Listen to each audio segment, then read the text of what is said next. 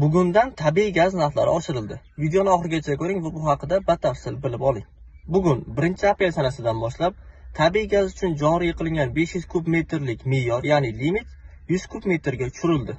Ya'ni endilikda siz 100 kub metrgacha yoqqan tabiiy gazingiz uchun 650 so'mdan, 100 kub metrdan oshgan qismiga esa 1,5 ming so'mdan to'lovni amalga oshirasiz. Masalan, endilikda oyiga 250 kub metr tabiiy gaz yoqadigan bo'lsangiz, to'lov miqdori quyidagicha bo'ladi.